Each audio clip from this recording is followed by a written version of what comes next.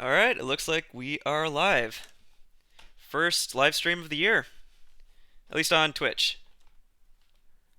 All right, so yeah, what I wanted to do in this stream is start building a new game in using the programming language Nim. Last year I created a demo in C Sharp using Monogame that I thought it would be a fun project to move over to Nim and actually build it out. And I'm thinking of using the Raylib library for that. Um, this is the project I created. It's just a small demo where you play as this little owl here. And the game I named it temporarily Owl Tower because the idea is that you're going to be escalating up a tower. And I think it's going to have like simple roguelike elements. But anyway, you can like pick up items. You can move vases around like that. There's a enemy that shoots at you, and then you can go to the next level once you kill all the enemies on the screen, the door will open up, that purple square there, and you can pick up rocks and actually throw them at enemies. So the idea of the game is that it's really movement based. These creatures, they move on a grid and they move directly after you move. So there's a bit of strategy in positioning yourself and even a little bit of luck where you can bet on an enemy moving one direction, and if they do, it sets you up to be able to attack them, but maybe they'll attack you back. So there's a little bit of strategy there. You can throw that rock at this guy, and he breaks into multiple dudes. And I also wanted it so that I wanted to make it so you had to kill enemies using more unconventional weaponry, like just stones and random like maybe like candelabras that you find along the way.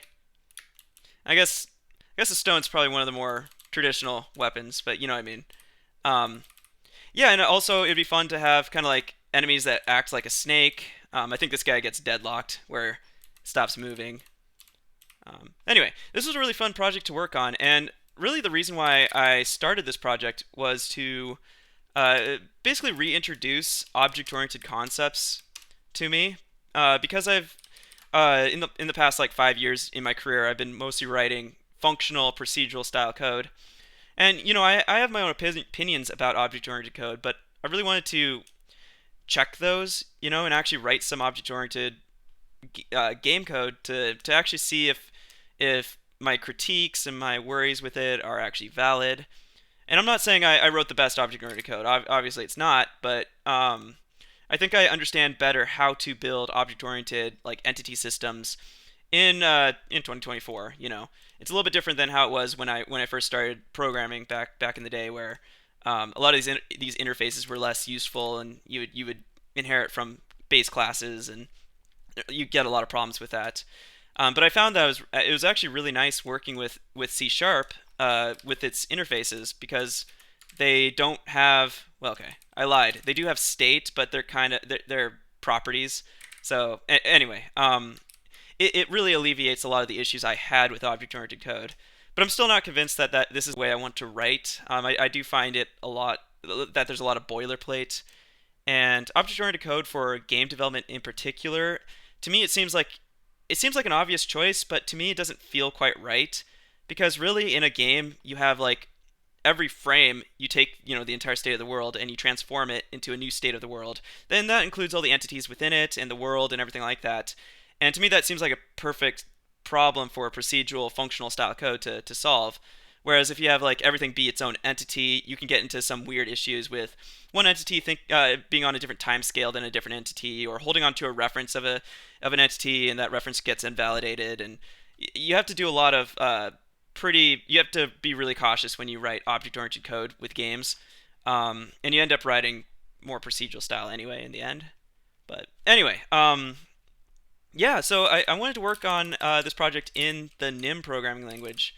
If you're not familiar with Nim, it's this really fun programming language that I've been writing since, man, maybe like 2016. Um, it's got a Python-inspired syntax. You'll soon find that a lot of the Python similarities kind of go out the window when you start really working with it. But it's a very nice syntax. It's a very nice language semantically. It compiles to C, JavaScript, C++, and I believe there's still an Objective-C target. And it's slow progress, but each version's getting nicer and better, and it's a fun language to work with. So I wanted to use it for this project. Let me see what version of Nim I have installed. So I have 2.2.1, which is perfect. That might be the development release. And I wanted to use Naylib, which is a wrapper around the Raylib library. Normally I wouldn't use a wrapper, I would just bind directly to it, but there's so much great work that's been done on this library that I might as well just use it. And eventually I would like to have everything statically compiled and statically linked so that I just have a single executable. Hopefully I don't have to deliver any like DLLs or object files or any kind of library files on Linux or Windows in the end. But just starting out, I'm just going to use this library and yeah, let's find a good release. So it looks like we can use version 25.4. So I'm just going to initialize the project. I'm going to say it's a binary. I don't know why it starts with like a minor version like that. So the way I think of it is this is major version, this is minor version, and this is the patch version. And we're in development, so I'm just going to stick to 0. And sure, whatever. I'm just going to keep this a proprietary project. And I'll say 2.2.0. Well, since I'm using 2.2.1, we might as well target it. And I'll be using NeoVim for my editor. And my goal is to maybe do this for a couple hours every evening. Let me check the stream. Cool. All right, so let's get Naylib installed and ready. So we're going to say version 25.4.0. One thing I've really learned, oh, can I do the, is the V necessary? One thing I've learned in the past few years is to really pin down your versions when you're working on projects, especially in a language that's evolving quite frequently. A lot of these libraries evolve very, very fast. So over on my YouTube channel, I have a video about how to make games using Nim. And it's a really simple introduction to what kind of libraries are out there. And I think I recommended a different Raylib library. Or what am I doing? Why is my Nimble not working? But that library actually, like right after I made the video, kind of lost support, stopped being supported, and so I actually swapped over. I now recommend Naylib. Naylib's a fantastic library, has constant support. I believe it's updated to Raylib 5.5, which if you're not familiar with that release, it's a really great release. Huh.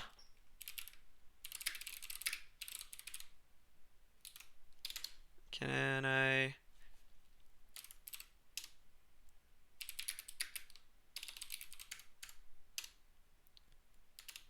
Not sure why Nimble is causing me issues.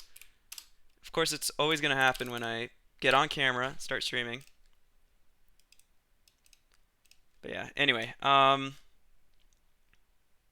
think the first thing to do is just import Naylib and create a window. So I think the import is just Raylib. And it'd be init window 1280 by 720. Let's name it Owl Tower. And then I can do while not window should close.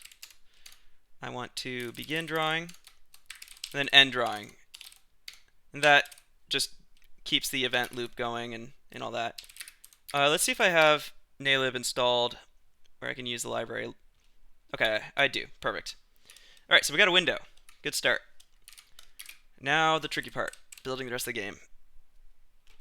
Okay, so let's see. Okay, so the first thing I want to do probably is design some of the level stuff, I'm thinking. So let me refresh my memory on kind of how that was done. I think it's 2025. So I had this thing called a world. World had a tile, a goal, right, a level, right.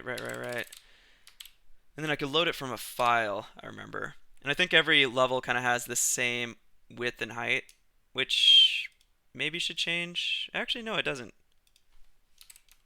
So game world has multiple levels. Yeah, I think that makes sense.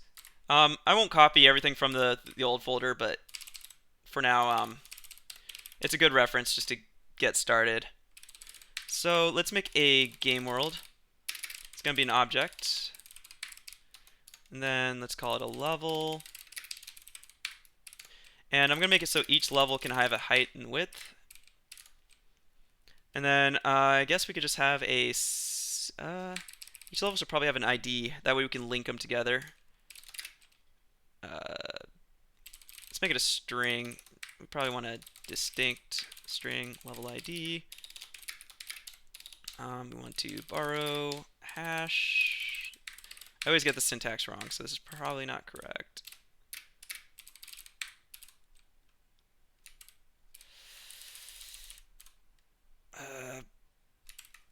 And borrow. This is one thing that's a little bit annoying about using a language that's kind of obscure. So like that? All right, cool. So what that's doing is it's creating a distinct string, so it's a brand new type. And it's borrowing the hash function from the string. That way we can store or hash the string and use it in like tables and stuff like that. So we'll have the level ID there, and then we'll make a, we'll probably create a, well, maybe this will have like a next level. That will be optional because not every level is gonna have a next level.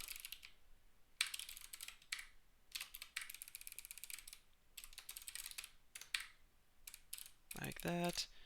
And then we'll just do a table.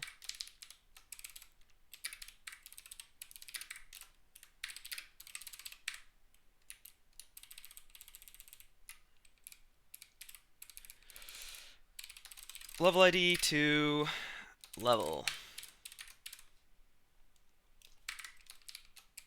And let's get these things exported. All right, and then I'm going to create some initializers or constructors, whatever you want to call them, for this stuff. So we're just going to initialize levels to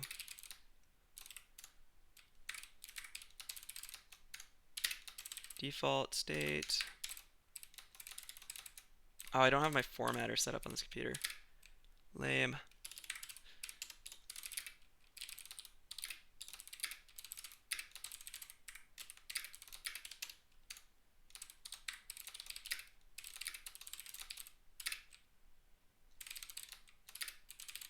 We'll have the width and height be standard.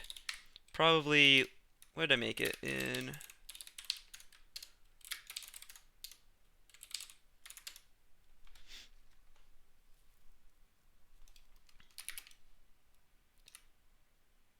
Seven wide? All right, let's make the standard 7. Default level width.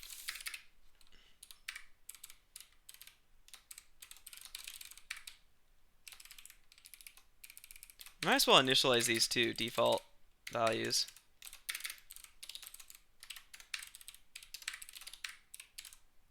Like that.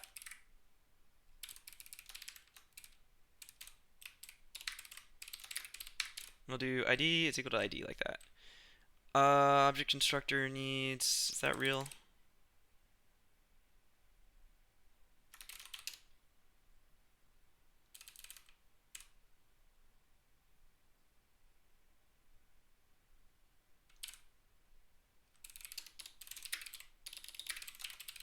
Let me make sure I can compile this because sometimes, oh, it just went away. All right, whatever. Okay, so now what if we have some data and we load the levels from that data? So we want to have a a very simple format that represents a level. In that level, we'll have we'll want to place enemies and items. So we just need a way to represent enemies, items, where they're located, and then the width and height of the level. Yeah, and then we'll probably write a validator so that while since I'm not gonna make a world editor or anything like that, I'll just write it in text. So we want to make sure that we have a good validator that checks and makes sure that all the entities are real, they exist, and there's no typos and stuff like that. But I'll worry about that later. We'll what should I name this? Maybe just data, and then levels, and then let's do a demo level.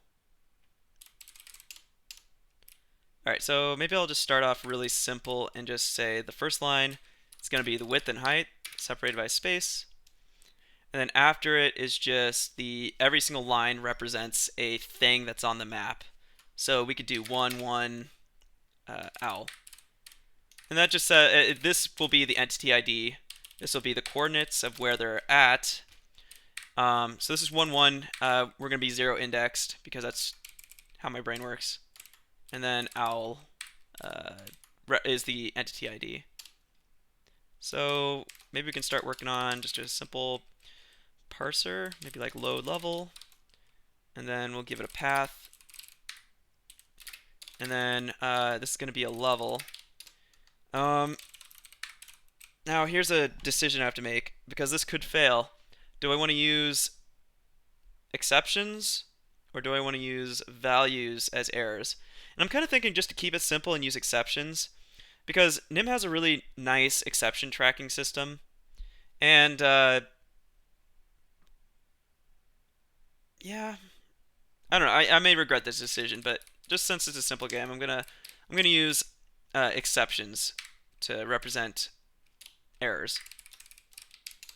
So we'll do a level parse error, and it's gonna be an object that extends catchable error.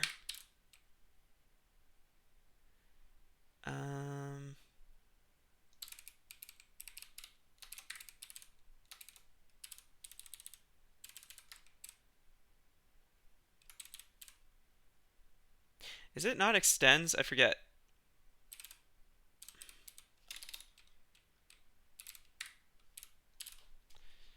Been writing Nim for like 10 years, and sometimes I just have a complete brain fart.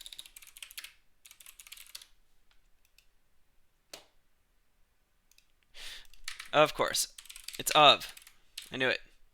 Kind of. Alright. So ignore that. Didn't happen. Alright, so we're going to say raises nothing. So we're saying it doesn't raise anything. We can even make it so that all these are raises nothing, but anyway, level parse error. So this can raise a level parse error. It's even smart enough to say it doesn't, so that's kind of cool. Alright, so what we want to do is get the content of the file. So we're going to do content, so we'll do read file, and this will return an exception. So we'll probably need to add that to, yeah, an IO error. We'll add that to our list here. And then we want lines, so we'll do content.split, and we're going to need the Spring and OS and then stir utils. So we're going to split, and we're going to split on new line. Actually, I can do this a little nicer. I can do new lines like that. And this can raise an exception. What can it raise? It's inferred.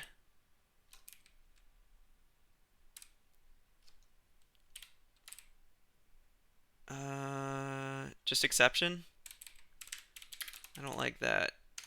I've noticed that a lot of the library, or the standard library, just returns a standard exception. I guess it's fine. Like, it just doesn't represent anything using the type. Alright, so I wonder how, okay, I'm gonna mute myself and listen to my stream just to see how the audio is coming through.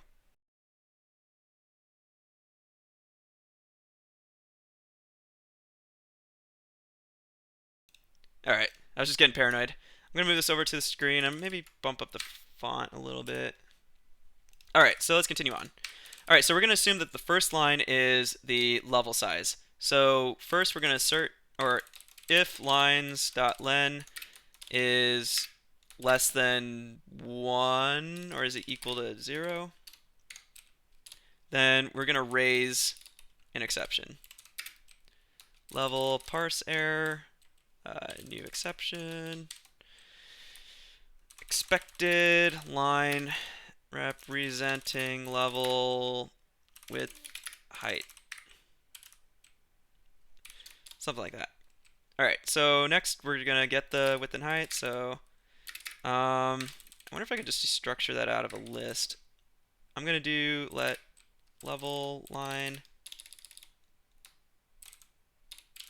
equal to line 0, and then, or maybe I can just do split immediately and split on space. That's gonna return a sequence. I don't think I can just structure a sequence. Can I just structure a sequence? No. So, size, and then we're going to need to do width, and that's going to be size 0 dot first if size dot len is not equal to 2, then we're going to raise exception. Whoops.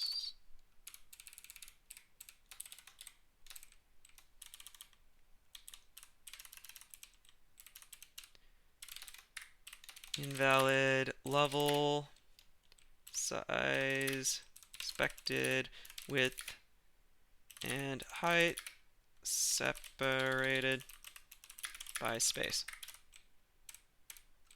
Alright, and then we're just going to do parse int. This will return a value error. So we'll add that to the list, value error. Let height equal size 1, parse int, and same thing. Alright, cool. Alright, so at this point we can just create our level. So we're do level.init. Oh, we didn't actually give it an ID or a name, but it could be the name of the file. I might just do that. That way it doesn't get out of sync. So let's do level name is equal to path dot file name, extract file name. Now this is going to include the file extension, which is kind of annoying. Maybe I can just do something goofy. Got stir utils. Is there a replace function?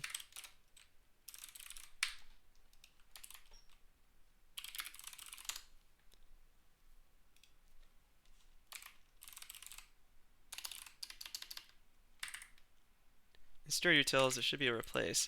So this returns, what does this return? This returns a string.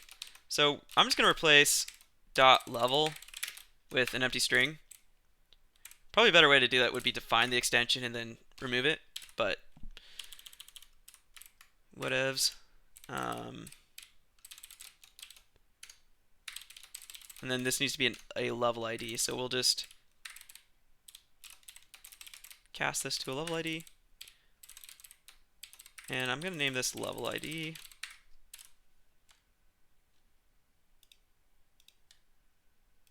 Ill-formed AST. I think that's fake.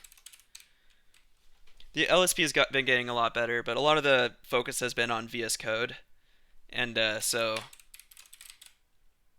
you know, the Vim still, the NeoVim support is still really nice, just because it works with the LSP, but it's kind of slow.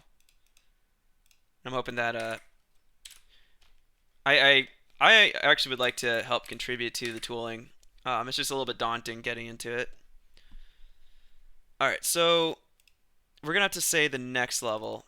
That's what should be over here, actually. So the next level is gonna be the third argument, and it's optional. So I'm gonna say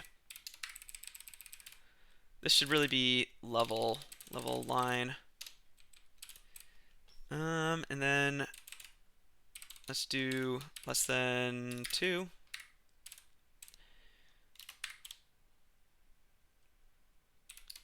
if level, let's do let next equal if level line is greater than 2, else none. If it is greater than 2, then what we want to do is grab it and then turn it into a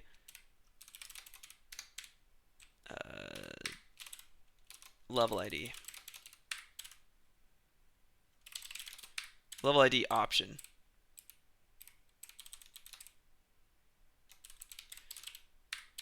Cool.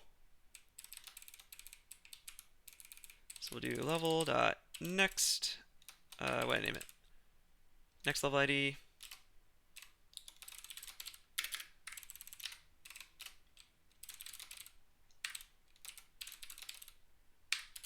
Sweet.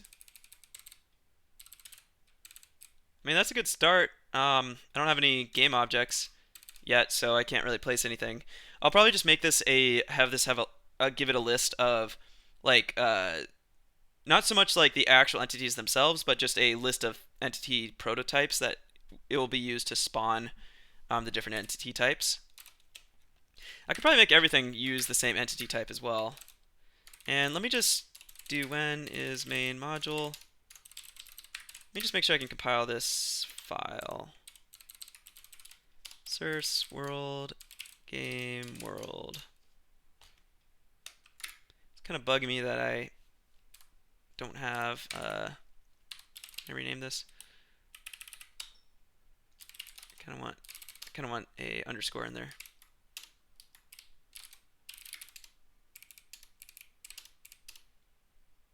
All right, cool. Cool. All right, so we want to actually, you know what? This needs to be. Let's do result. Since we're returning a level here. Cannot raise value error. Well, then what does this raise?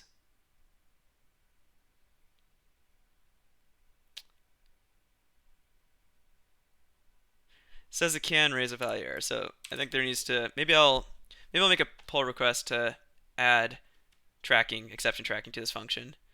For now, I'm just gonna leave it off though. If that happens, I don't know. We'll see. All right, so we have a load level function. Let's use it. Let's see if it works. So let's do demo level. Let's import it first.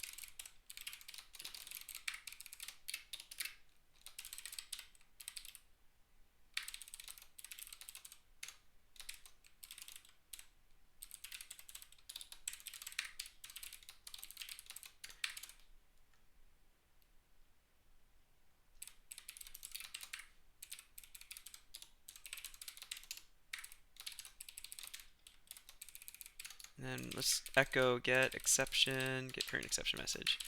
So there's a video that I've been trying to make for a long time, but I make it, but then I want to do it differently, and I try it, and I restart. I want to do it differently, but the video is basically how to do error handling in Nim. Since Nim is very flexible, right? You can basically disable your exceptions completely. Of course, you have to sandbox a lot of the standard library, wrapping it in try-catch, and then turning it into a value type. But Nim has a really good, it has many really cool utilities to allow you to do errors as values. But then also it makes exception tracking very nice to work with. And honestly, you can use both interchangeably in your project depending on where in your code base that you're at, what you need in that part of the code base. So one thing I really like is there's a ton of flexibility in how you want to solve your problem. Anyway, so we're loading. Looks like we didn't crash. Cannot open. We did crash. Data demo level. All right, why not? Oh, it's because it's in levels.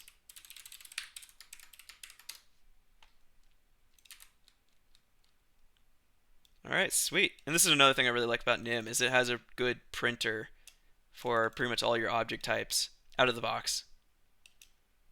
Sick. All right. Okay, so let's create a commit here.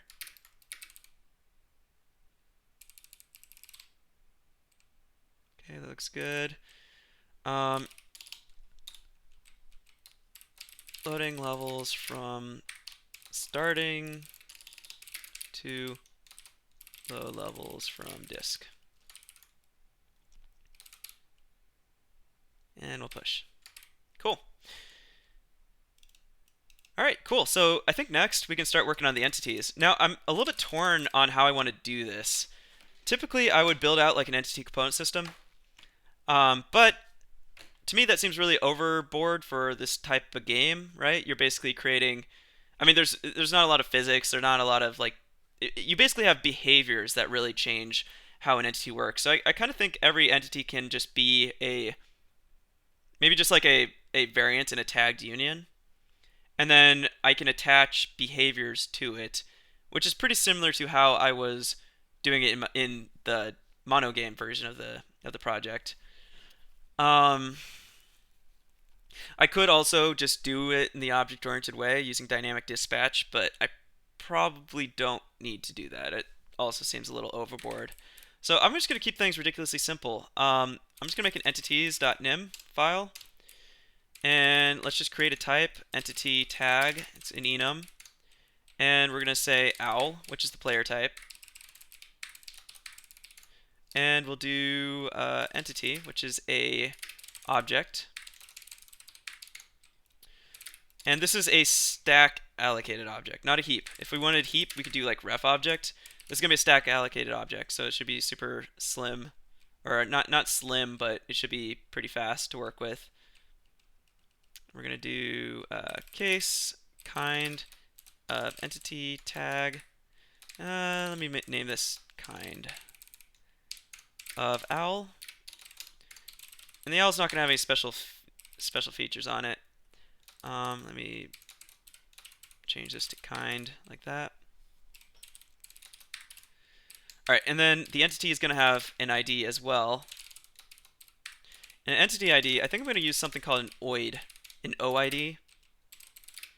It's built into the standard library. It's a way to generate unique IDs for a entity.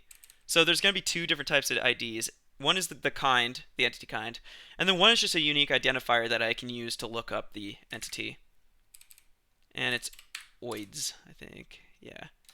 And I think an OID consists of a timestamp, unique counter, and a random value. Right, okay. So it's just a different unique ID, kind of.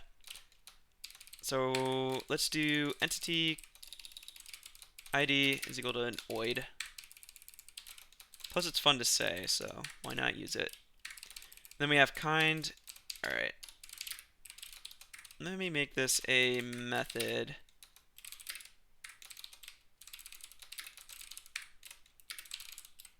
That way you can't set the kind outside of this module.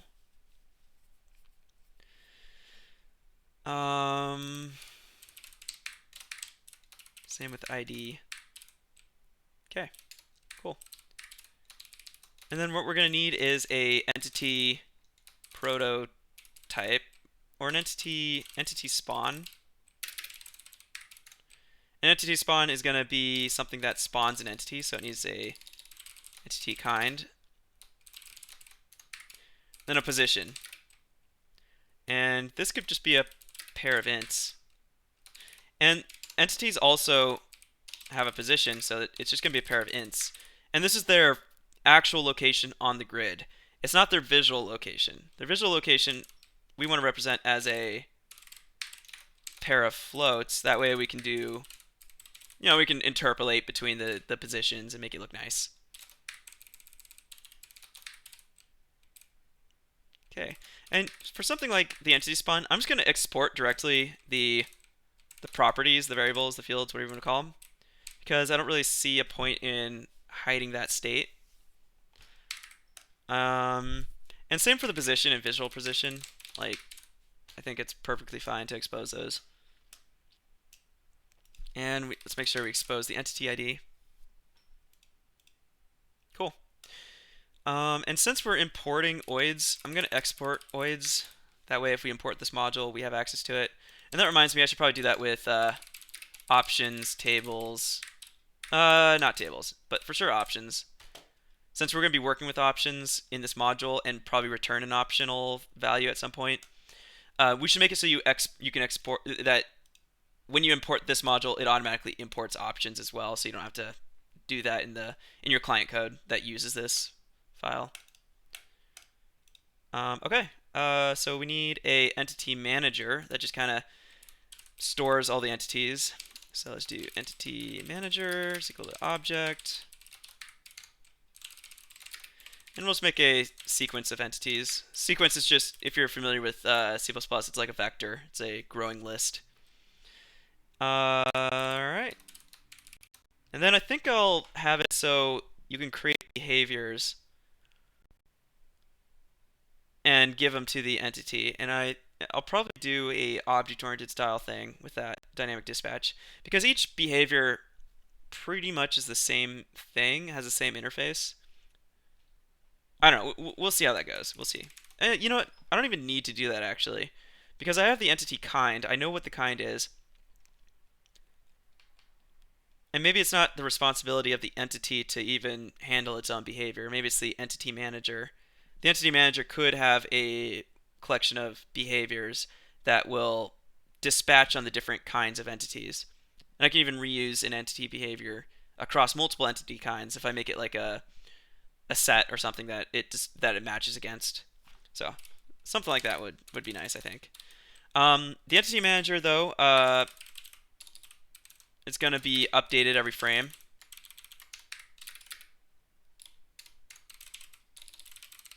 And it's going to handle rendering as well, drawing. It may not do the final draw to the screen, but it will at least queue up the draw commands. Cool. And let's import entities. Let's create the entity world.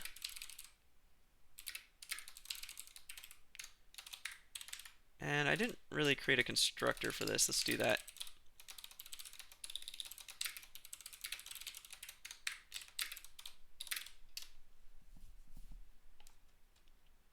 So I've been going for 30 minutes.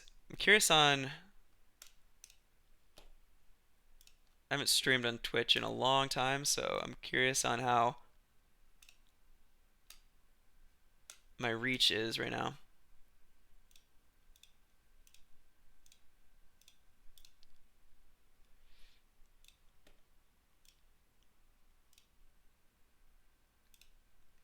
Well, I won't worry about that right now. Let's get this going.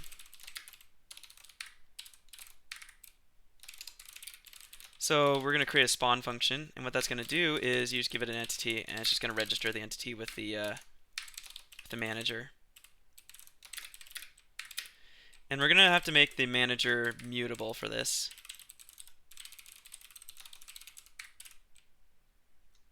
Cool.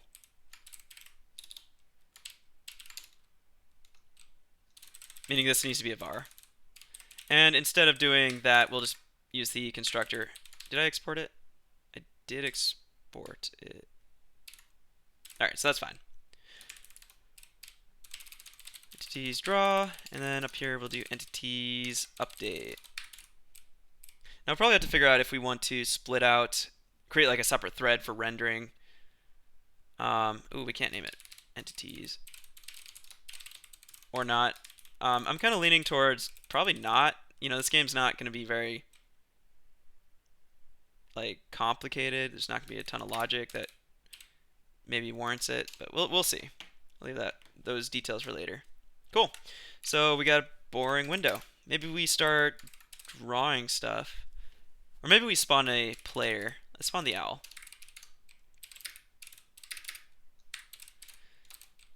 LSP restart. Can I restart it and just get that fixed? Alright. Now, I'll probably move some of this code out of here at some point, but for now I'm going to keep it here.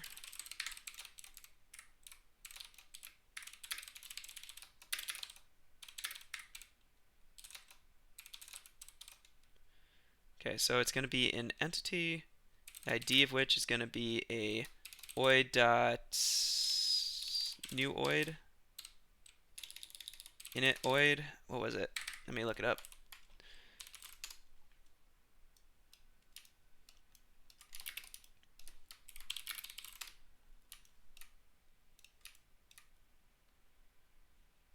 Generate genoid. Okay. So we'll generate an OID. Give it the position. Whoop.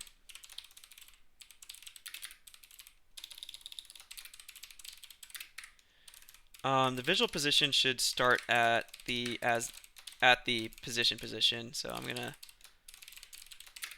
Oh, you know what? Is the visual position gonna be? It's probably gonna be in pixel space, whereas the position is gonna be in, I guess, world space or grid space. So we'll have to deal with that later when I actually build out those spaces and create variables for it for going back and forth. All right, then kind. We need to give it the kind. Let's do that up front, and we're gonna say it's a owl. I said player, but this really should just be owl. So back over in the main file, let's spawn a player. So we'll do entity.init owl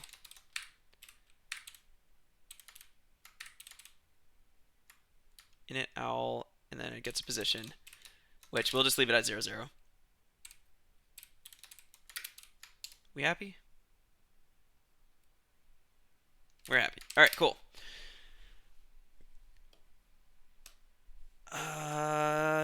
So let's take a look at some of the assets I had for the old game. So I want to reuse them. They're programmer assets, but eventually I'll spend some time making them look a little bit nicer. So we have that's not gonna work. Do I even have a image viewer on here? I do on my other PC. All right, let's go here, content, and I'm just gonna copy all of the images. What's in fonts? Yeah, I'm gonna copy fonts, images. I'm gonna make a folder up here called assets, and we're just do copy -r data. Actually, let's just do fonts into repos, or actually I named the folder 2025 Owl Tower assets. We'll move images there too. So we should, yeah, cool. And I want to rename these as well.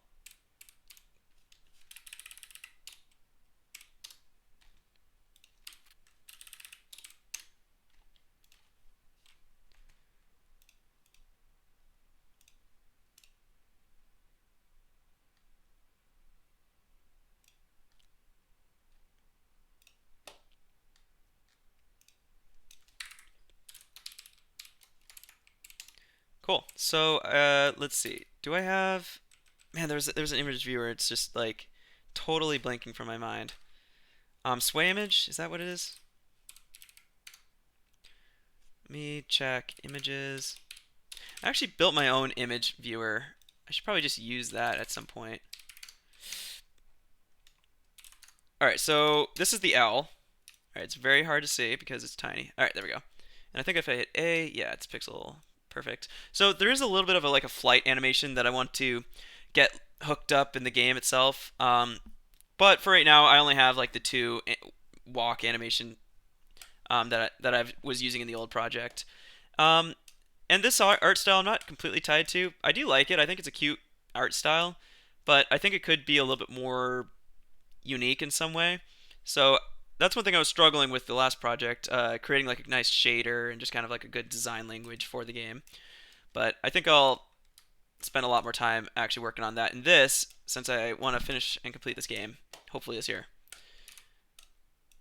Cool. So we have that. Now we kind of need a asset manager so that we can kind of load all these assets up in a bundle and then specify some data about it. So Let's do assets, I guess. Let's name it assets.nim.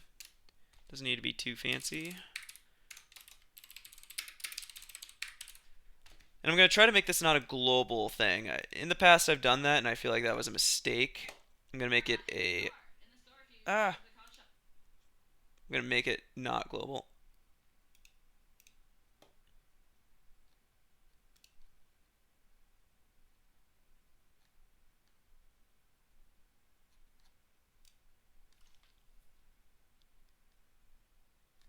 Sorry, just a second. I'm checking my Twitch stuff. I'm not super familiar with Twitch, so I'm trying to learn the ropes.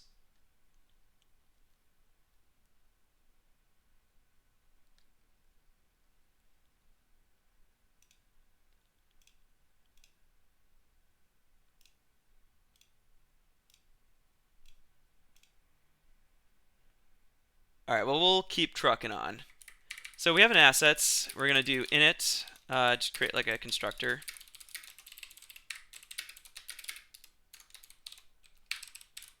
And assets are just going to have textures. We'll import raylib. And then we'll import the standard library stuff. So we're going to need tables. That's probably it for now. So we're going to create a table of texture IDs to texture 2Ds. We'll initialize the table in here. And we'll have a load function that takes in a mutable assets and then loads all the assets. And this can also raise, so I'm just going to do raises nothing. That way we can be we can make sure that we can handle these exceptions as they arise.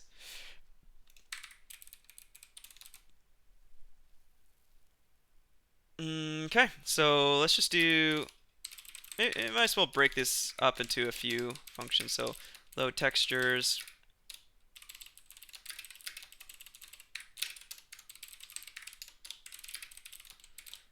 Load fonts.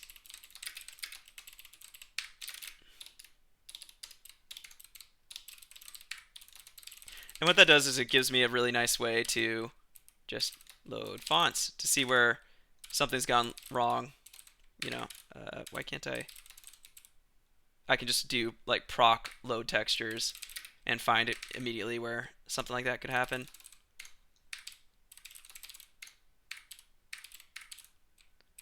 And then do that. So for here, we're going to do assets, textures, and we'll do owl is equal to load texture.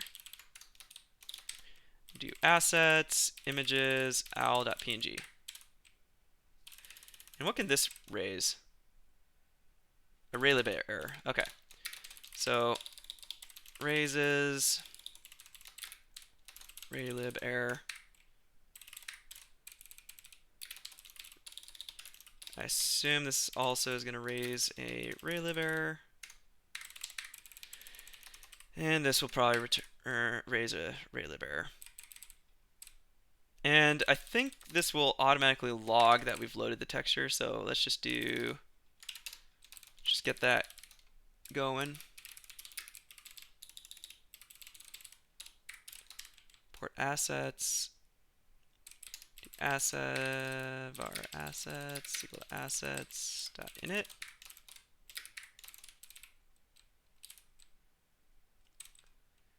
We'll just name it ass. No.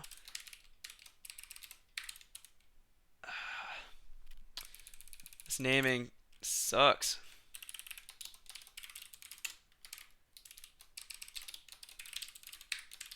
All right, now it's happy. Should be happy.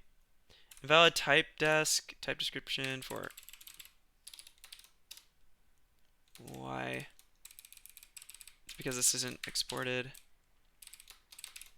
I don't want to export tables because we want to use this interface to get textures and stuff. Get texture ID string.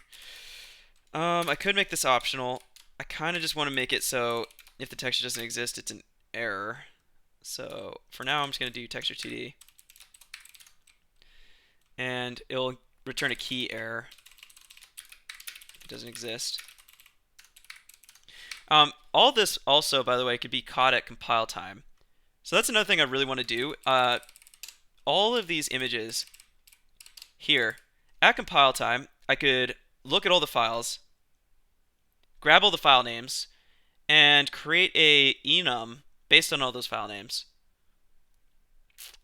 And then make it so you have to pass in the enum value. Is that worth doing right now? It would be pretty cool to do that. For right now, I'm just going to... I kind of really want to do that, actually. I've done something similar in the past, and it's really fun to really get nim working for you at compile time. So let's just try images. Images. Let's just mess around a little. Let's have some fun. So we're gonna do let's do OS. I forget what these values are, but walk directory. We're gonna walk the directory. We're gonna do assets, images. Wrong number of variables. Was it just 2? What does this return? It returns a tuple, the kind, and then the path. Right. Okay, f kind, path. So if kind is equal to f fm file. Oh, brother. Let's check the docs. And by docs, I mean the code. PC file. Okay, right. Okay, PC file. If it's not equal to a PC file, we'll continue. If path extension extract, is there no get? There was a get extension.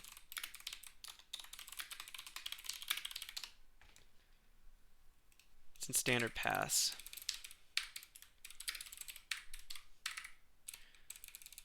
I need to adopt the path.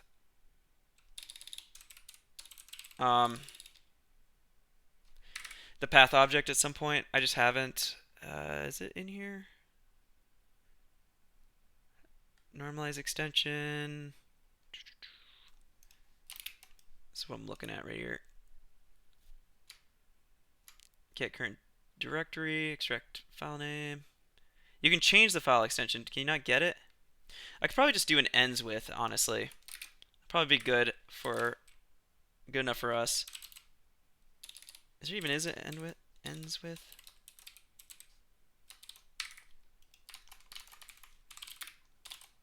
There is an ends with from stir utils.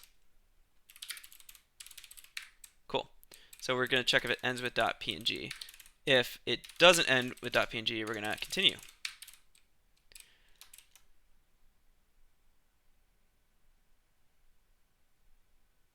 Suffix. Okay, so we're checking if the path, which is a string, ends with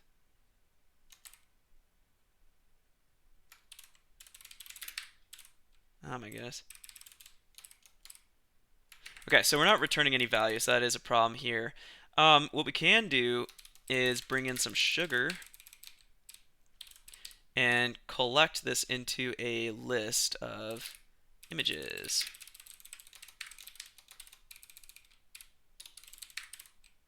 Like so. And then we'll just do images right here just to make the compiler happy. And then let's echo the images. And I think at compile time I can actually run this and it should do its thing, but we'll see. Yeah, it did.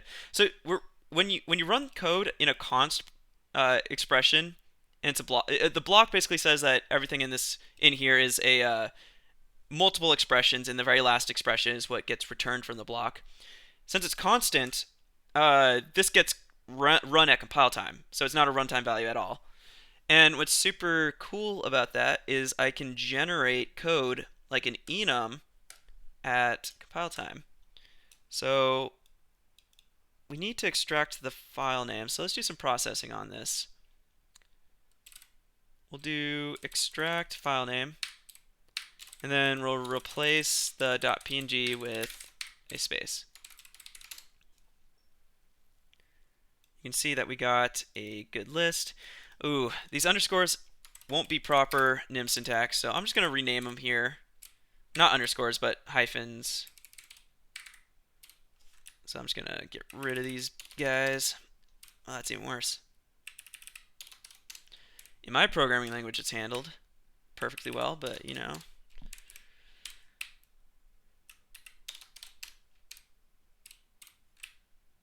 Honestly, I could see an argument for both sides. It does look like subtraction, so I mean, I can understand why you wouldn't want that in your identifiers. But I enforce space around my identifier, or most of my operators. Okay, let's see. So we have the images, we got rid of the name, so we can really gen enum. I might have to do this in a macro. So let's create a macro called create textures enum. And what you're going to give it is the list of images. So that's sequence of string. And we're going to do gen enum or create enum. What was it? Let me open up the macros documentation.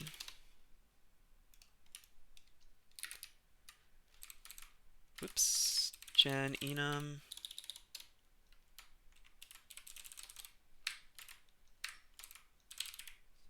New enum. Gotcha. Alright, let me just yoink this code here. Alright, so we got a new enum. We can give it a name. So I'm going to name this texture ID. In the fields, crap. We're going to have to do images, but map it to ident. Hopefully I can do this. We don't want it to be pure. That way we don't have to prefix it or anything like that. And then my indentation's all fucky. Let me get rid of that.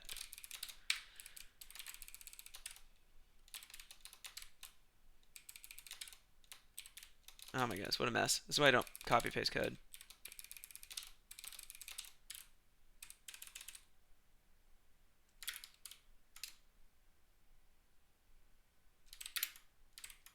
Can't call map it because we don't have secutils.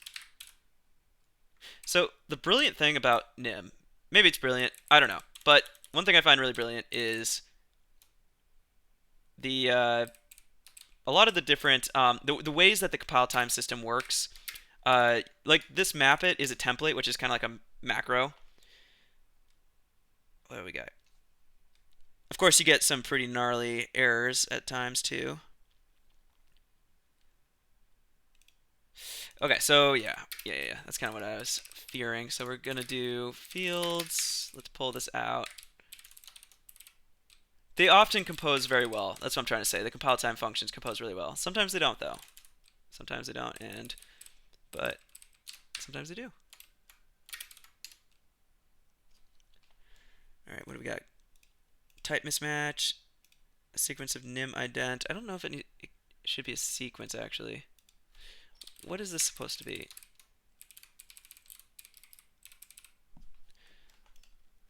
It's a open array, so it could be a sequence.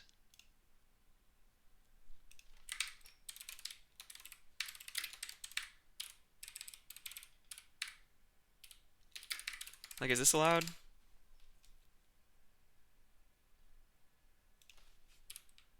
Whoops.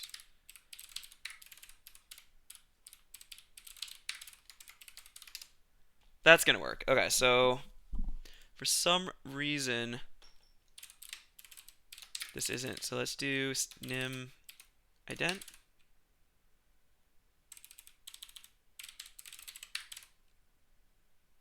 What if I just make this an open array? It's kind of punts it, but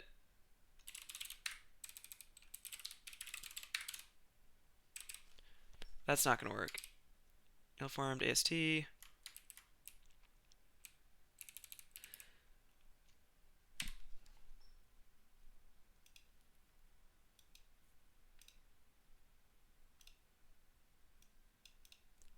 Do a little bit of research here.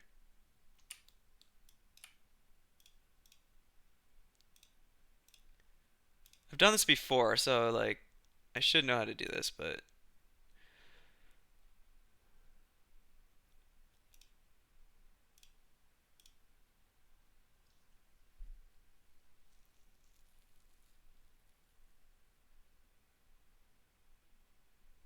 can I create like a sequence, or let's do fields.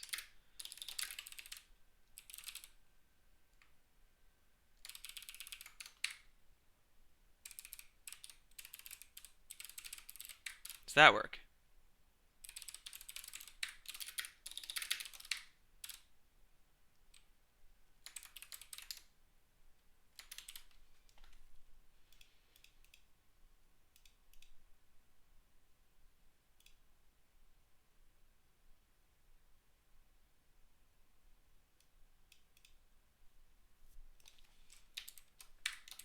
So it's saying it needs a nim node.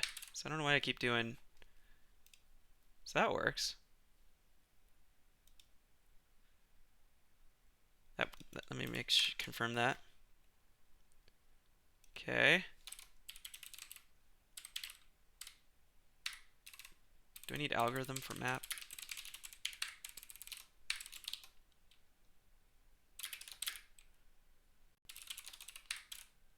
Why doesn't this work?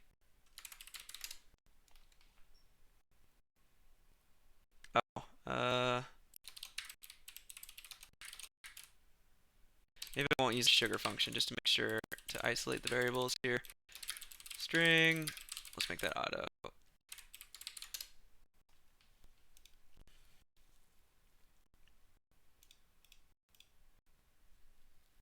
Images itself is a nim node.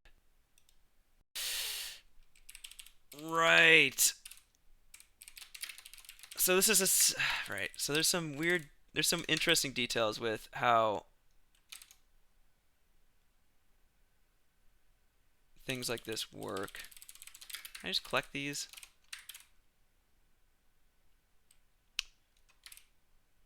Hmm.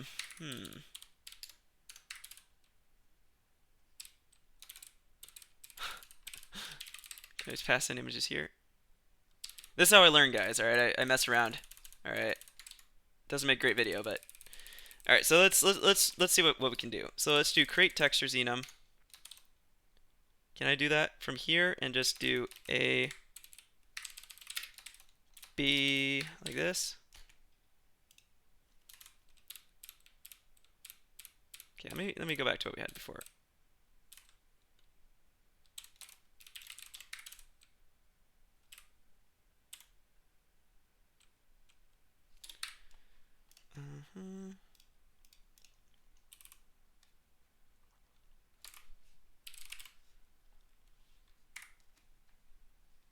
So nim node has children. Let me echo.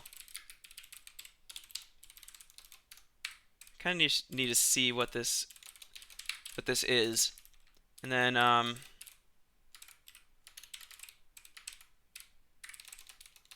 will help quite a bit. So we'll do generate, create textures enum, and we'll pass in images. All right. So it's a symbol of images. That's it. A symbol of images. So I need to. Oh, I forgot. Okay, I forgot how to do this. You need to pull in the actual value.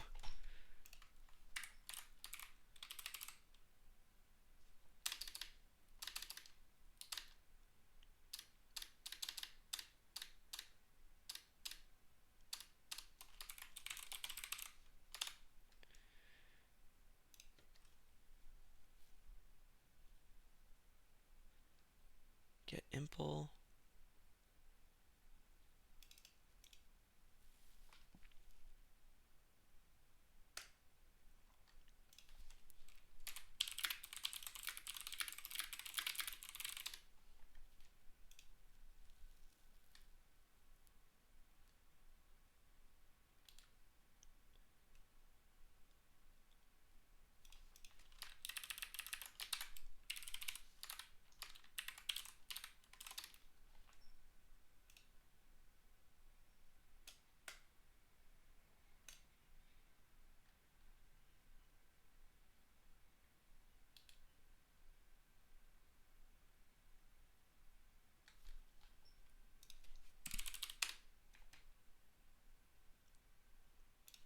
See if I can find an example of what I did in the past.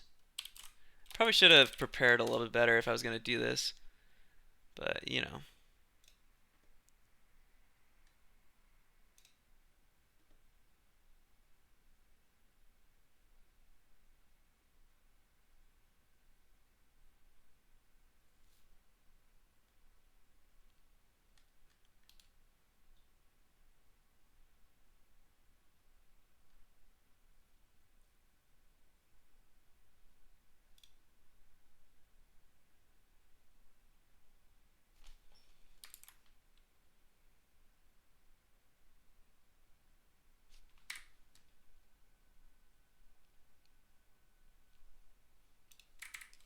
Can I just do...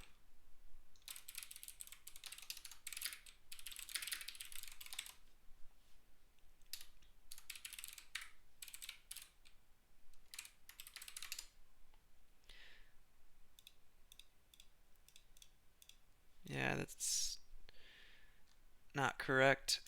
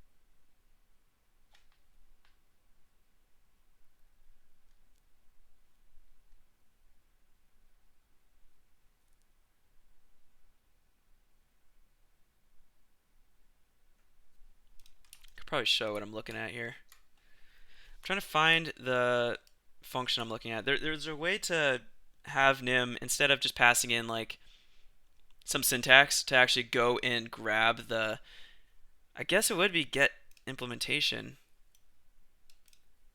potentially.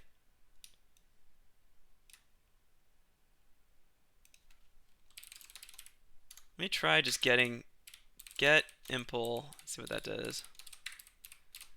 And perhaps I get node is not a symbol. What? Oh, it expects a nim node.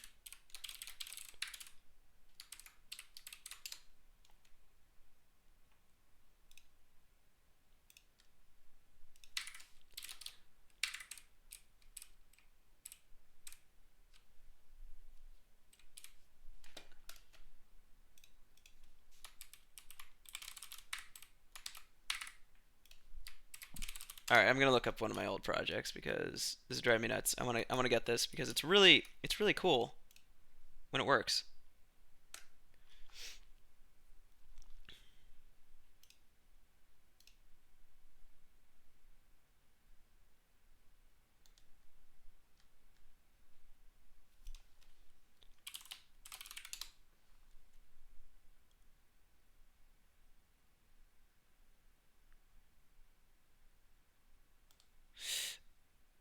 Oh.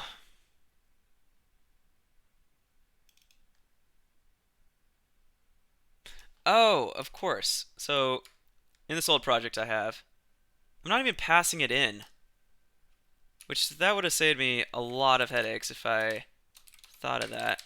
But yeah, that makes sense. Just don't even pass it in, and then when it expands, it's gonna find images.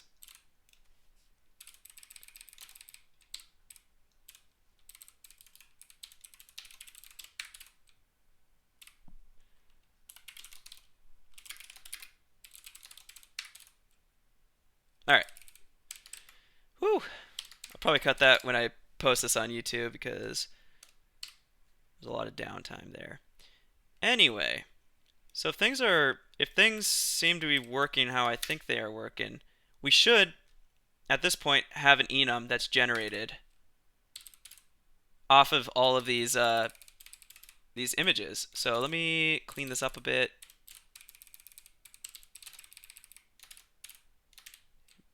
And yeah, so let's check this out. Texture ID. No?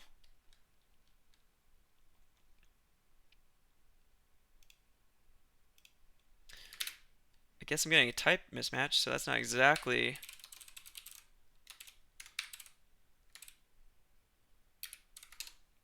a problem, but let's see.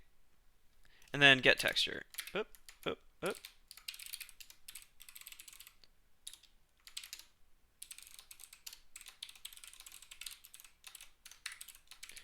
And let's just, right here, export texture ID. And then this, we can do owl. See that? So since we have an image named owl, we've created an enum, and enums have a nice feature where if it can figure out the type for it, it infers the name of the enum. So we don't have to do like texture ID dot owl. We just do owl. And now we have everything's type safe, right? So if we wanted to, we could autocomplete the different texture names that we have.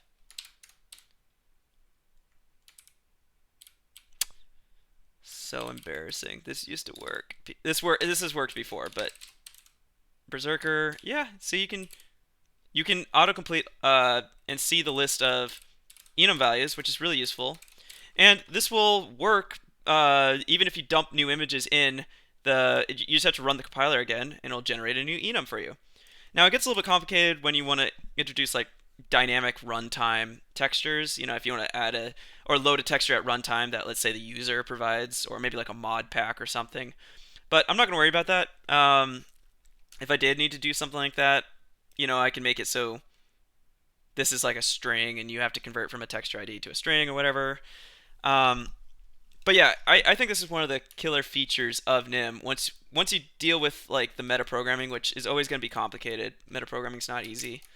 There's a lot of quirks with it. But once you get it, you can generate a lot of your code that helps you actually like prevent logic errors or errors where you rename a file but you don't change an ID somewhere in your code. So I think that's pretty cool. How are we doing? Let's see. But yeah. So load textures. Oh, that doesn't need to be exported.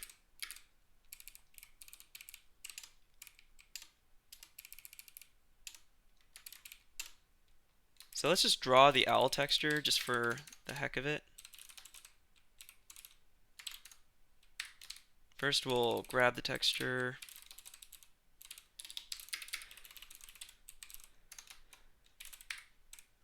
And then we'll do owl texture 0, 0.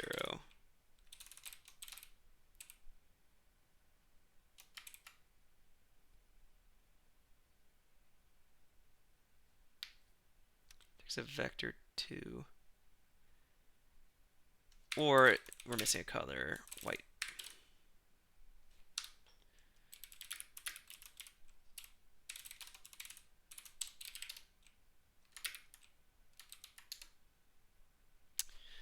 Oh, copy constructor is not available for texture. Oh, okay. So we need to make sure this returns a reference of some kind. Can I do this? I know there's been some work done with this.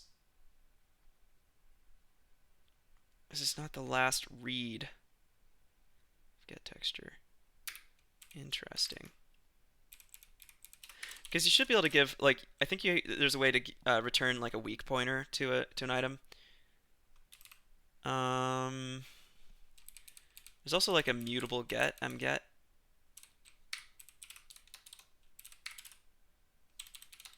Or put. Well, anyway, I think a quick way to fix this is just to put this here. No? Assets, textures, ID, routine, get textures.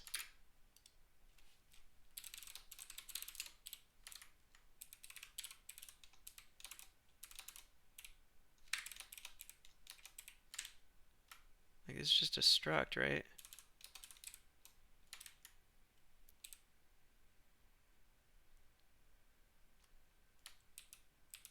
And there's no copy constructor? Let me take a look at nalib.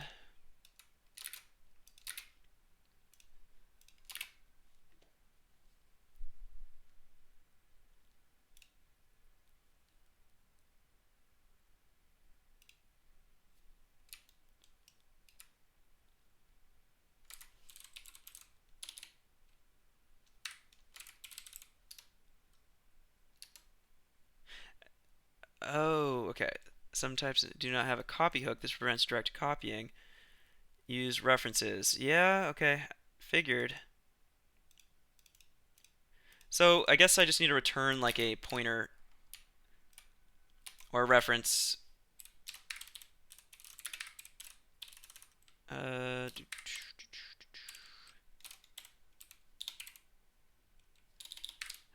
how would I do this? I guess we could just make it load a reference, like a texture ref instead.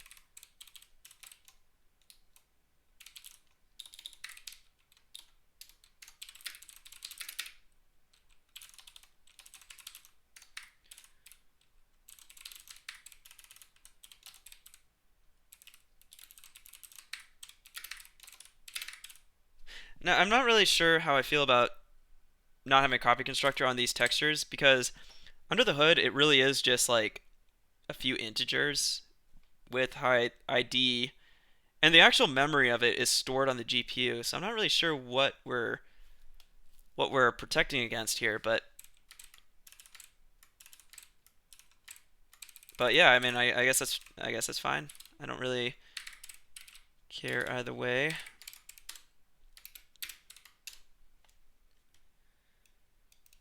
And then asset manager 29.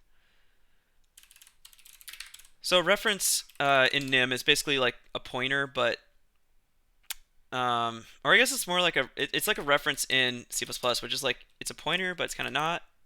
And I'm not really sure the distinction too much. What's going on here? Okay, so that's an owl tower. Maybe that's something I'll do for homework. Isn't this a copy? Just dereferencing? Guess not. Okay. Ooh, key error. Key not found. Owl. Are we not loading textures? We're not loading the textures. So let's load them. Now, the whole reason why I did this was to... Oh, boy. Was to make it so that you can't have issues like that. All right, what's wrong? Attempt to read from nil.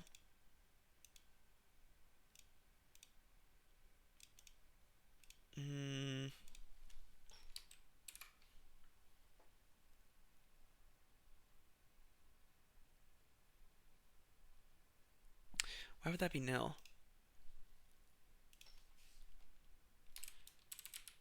Maybe do it like how they did in the docs. Maybe new returns something I don't expect.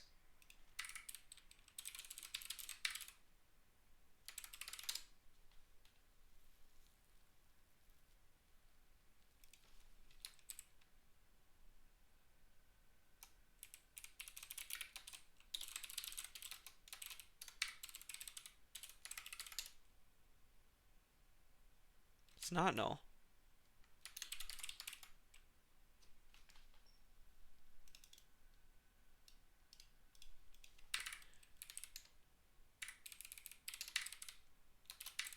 So this is what I see in the docs. This is what I'm doing. Where's the problem?